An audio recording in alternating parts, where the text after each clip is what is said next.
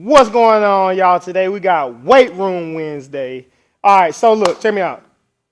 This is one of the things that we do during our assessment. All right, so in the assessment, we check out the air squat. We just want to see how well you bend, check ankle mobility, posture, all of that good stuff. So just the air squat. So I'm going to talk about like exactly how we feel like the form should look, and then I'm going to give you some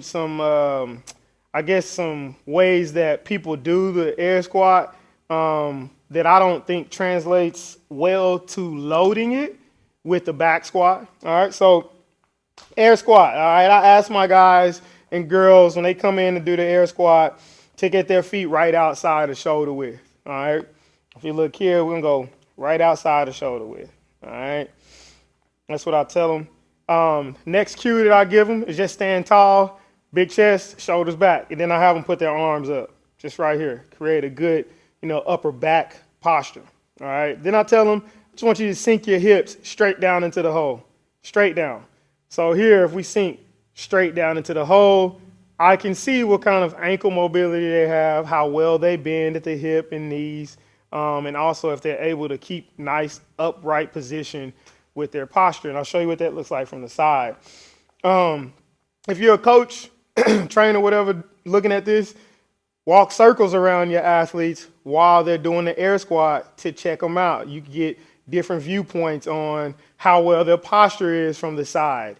From the front or back, you can look at their feet, look at their ankles and things like that. So the side view here, big chest, shoulders back, arms up, sink into the hole.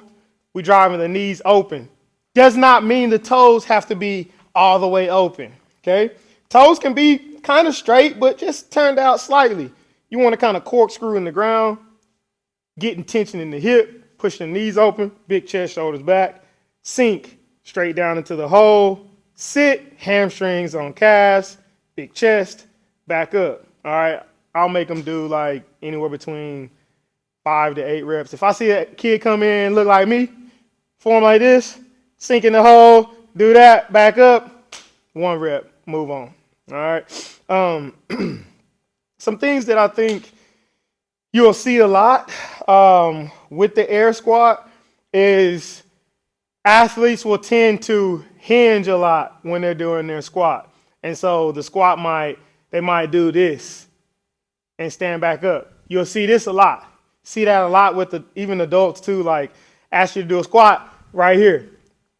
Here's the thing. Even when you ask them, go lower, they do the same thing.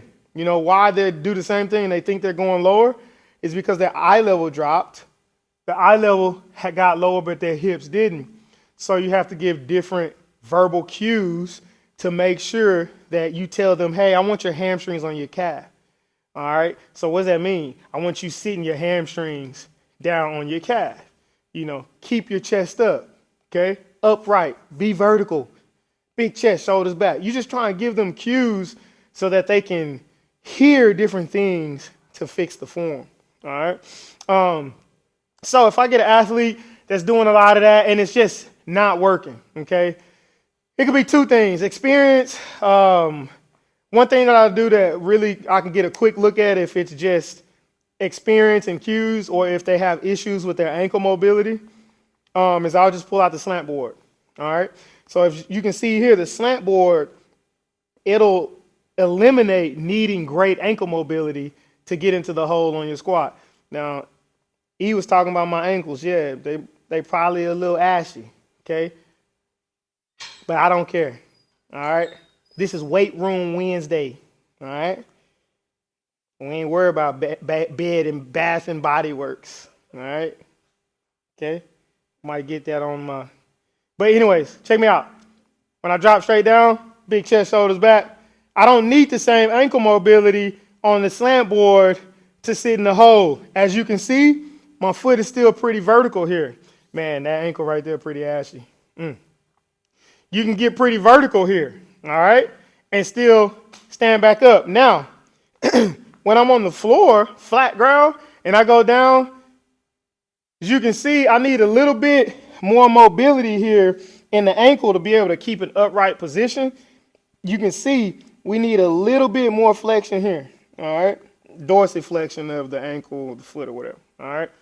Slant board eliminates that. If I get a kid up here and they can get on here, most of them do. They get up here, big chest, shoulders back. They can sit right in the hole. And that right there tells me, they might have some ankle mobility stuff that we need to work with, or it might just be experience. All right.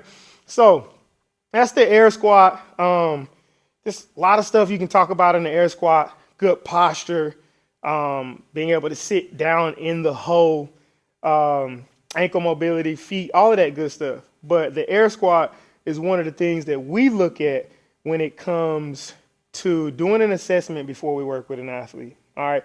Weight Room Wednesday. What will you sacrifice to be great?